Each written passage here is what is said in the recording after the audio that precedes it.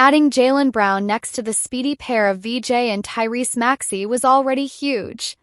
But now throw LeBron James into the mix? Come on. Even at his age, LeBron can still get downhill in transition. And that vision of his? Still elite. He's always scanning the floor. So Jaylen Brown is going to benefit big time from that. Check basketball index. Jaylen is grading out great in almost every transition category. Mostly A's. Almost everything above the 90th percentile. And VJ? Get ready for lobs. Lots of them. It's giving young D-Wade vibes. Just like Jaylen, his transition numbers look really strong too. But here's the guy who benefits the most, Tyrese Maxey. He doesn't have to chase down outlet passes from the big man anymore. He can just run, spot up, and let LeBron find him for three. Per B-ball index, Maxey's already one of the best transition scorers in the league. But look at his shot quality grade. An F. Why? 'Cause he had to create everything himself. Nobody was setting him up. That's just how the roster was built. Now, I expect LeBron to turn into a transition passer machine, finding VJ, finding Jaylen, finding Maxey, finding whoever's open. And speaking of setups, why am I even bringing up Trendon Watford? Because last season, he was the one guy I looked at and thought, I want to see this exact action with Maxey and LeBron. LeBron running the weave, then handing it off to Maxey so he can attack downhill. Or flip it, Maxey hands off to LeBron. Simple action. But it puts the defense in a real bind. If Jalen Suggs helps off just a little, Maxey's wide open for three. If he sticks tight on Maxey, now LeBron's got a full head of steam and tons of space. Basically, swap out Marcus Smart for Tyrese Maxey in that picture. We already know Maxey is deadly one pass away from an Embiid post-up. Now imagine LeBron in that same spot. Embiid posts up, draws the double team, LeBron's got the cutter, and now he decides, score it himself or find Maxey on the weak side. And Maxey running pick and roll with LeBron spacing the floor? Defenses have to respect that automatically. If they don't, Maxey makes them pay. And that opens up looks for LeBron catching with tons of room. Sixers fans already know, Maxey's one of the best off-ball players in this league. I think people outside Philly are sleeping on that. They think Embiid, LeBron, and Jaylen are just going to take the ball out of his hands. Nah. I expect LeBron to set Maxey up attacking closeouts. He's dangerous there. And catching and shooting right away too. Career catch-and-shoot three-point shooter at 41%. Last time he played next to an elite playmaker, James Harden, he took 222 catch-and-shoot threes and shot 45.2% on them. That's the blueprint. Now the Jaylen Brown and LeBron combo. Here's what excites me. LeBron's whole career has been built on mismatch hunting. And something underrated about both these guys, they're excellent screeners. Why? 'Cause it forces a smaller defender onto them and boom, isolation time. So every night, defenses have to choose, put your best wing defender on Jaylen or on LeBron. Whoever gets the weaker defender, the Sixers attack there. If LeBron's feeling it, get him a smaller matchup. If Jaylen's feeling it, do the same for him. And yeah, Jaylen was a high-usage guy in Boston last year, so people want to ignore his track record as an off-ball cutter and closeout attacker. He can get hot from three and catch-and-shoot spots too. But the analytics crowd will tell you none of that matters because Jaylen was the guy only because Derek White was the second-best player on that team most of the season. So obviously, LeBron will never create shots for Jaylen. And Jaylen will never create shots for LeBron. Because, there's only one basketball. Scary stuff. Honestly, I think the real challenge is avoiding too much ISO ball. 'Cause against a lot of teams, they could just lean on isolation and still cook. It'd be easy offense. But it's not the ceiling. Go back to Embiid's MVP season. He was unstoppable with Harden running the short roll, living in the mid-range. We've already seen that chemistry with Maxey. I think Embiid can build that same thing with LeBron. We saw LeBron do it with Anthony Davis too, another big who prefers the short roll over rolling all the way to the rim. And last year, LeBron was setting up DeAndre Ayton perfectly for his hook shot. LeBron's going to figure out exactly where Embiid likes to operate. And honestly, that's an easy adjustment for someone as smart and skilled a passer as LeBron. Here's the scary part. This connection alone could carry the offense for long stretches whenever Embiid's rolling. In the past, the Sixers really only had that one option. Now, so many different weapons every single night. You genuinely won't know who's cooking or how. Maybe it's Maxey working off the ball. Maybe it's a Maxey Embiid handoff. Maybe Jalen's hunting mismatches. Maybe LeBron's feasting in transition. The goal? Stay unpredictable. Use everything you've got. That also makes me think about how LeBron got easy buckets out of guys like DeAndre Ayton, Jackson Hayes, and Jared Vanderbilt, not exactly offensive superstars. That gets me excited about Dominic Barlow. LeBron's going to find him cutting to the rim, and Barlow finishes strong through contact. And then there's Bona. Get ready for Lob City. Same deal for Adam Bona too, most likely.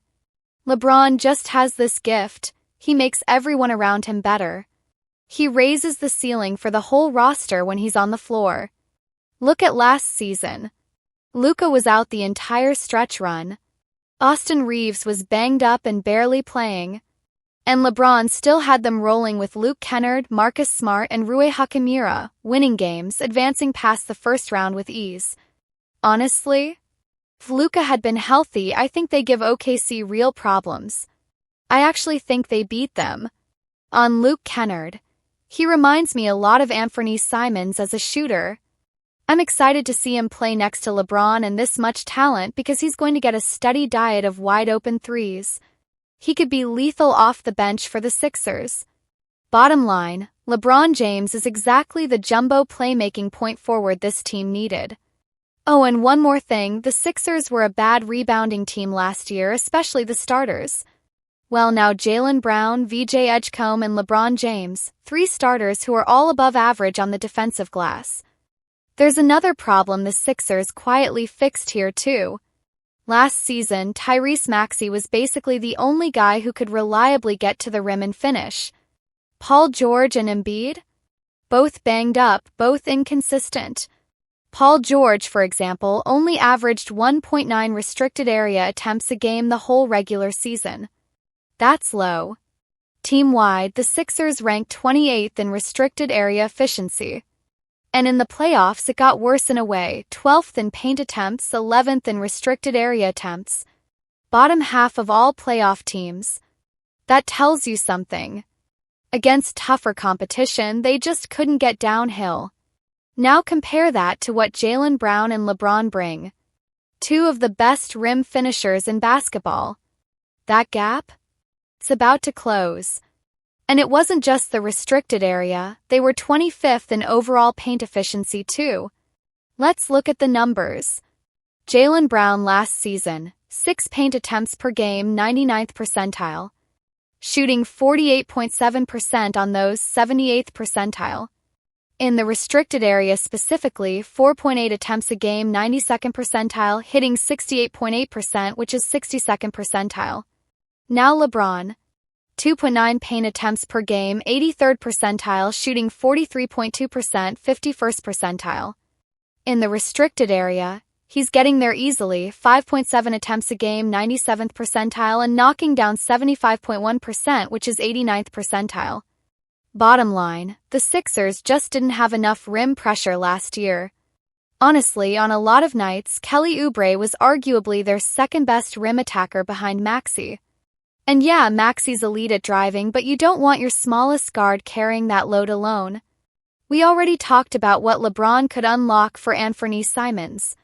But what about Dean Wade? Here's the thing, one of the Sixers' biggest issues in the past was leaning too hard on Kelly Oubre. He's a solid role player, sure. But he's flawed too. Giving him 30 minutes a night? That's just not a winning formula. No disrespect to Kelly. When Dean Wade first joined the Sixers, it was a short stint, just about 15 games. Came off the bench, and honestly, that role fit him perfectly. And he was killing it in that role. That's exactly when Sixers fans fell in love with him. But over time, injuries piled up, the roster wasn't built right, and he got pushed into a starting role. He handled it as best he could, but that's not really who he is. I feel the same about Dean Wade here. I don't think he's a 30 minutes a night guy. His sweet spot is more like 20 to 25 minutes. In that window, he can be really impactful. And that's exactly what adding LeBron makes possible again. Now, I'm not saying Dean Wade can't handle 30 minutes in a playoff series if the matchup lines up right. Remember how good he looked guarding Cade Cunningham against Detroit? That was real. But I also want the flexibility to pull back when he becomes a liability, like he did on offense against the Knicks in the next round. You shouldn't be forced to give a guy 30 minutes just because you have no other choice. And that's exactly the situation the Sixers were in before. Without LeBron, they'd have had no choice but to lean on Dean Wade every night for starter-level minutes, even in tough playoff matchups. Now, there's an option. Good matchup, let him rock. Bad matchup, go a different direction. Here's another thing that worries me a bit. The Sixers have really struggled whenever Joel Embiid has been in and out of the lineup. The start of last season, it actually looked promising. They were winning games without him. But eventually Maxey wore down from playing heavy minutes, and the team slipped back under .500 without Joel. Then, later in the season, that same pattern showed up with Maxey too. When he sat, the Sixers looked like a lottery team more often than not. So here's the fix heading into next year: you spread that load out. LeBron or Maxey on the floor. Jaylen Brown and VJ on the floor. Jaylen and LeBron together. Embiid and Maxey together. Out of those four guys, odds are at least one is on the court at basically all times, usually two of them. And every single one of these four has real experience being the guy, the number one option the player defenses build their whole scheme around. So any given night, Nick Nurse can say, "LeBron, you're the first guy off the bench tonight," and now LeBron's out there torching second units.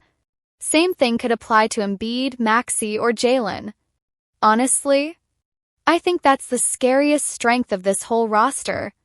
The real challenge will just be figuring out who sacrifices touches, who gets the on-ball reps, and how it all fits when everybody's sharing the floor at once. Like I said in my other video though, there's still only one basketball. But honestly, that's a great problem to have. I'd take this problem every single time over having less talent and an easier rotation. Jaylen Brown's already played with a loaded roster in Boston, so this isn't new for him. LeBron? He's had elite talent around him his entire career.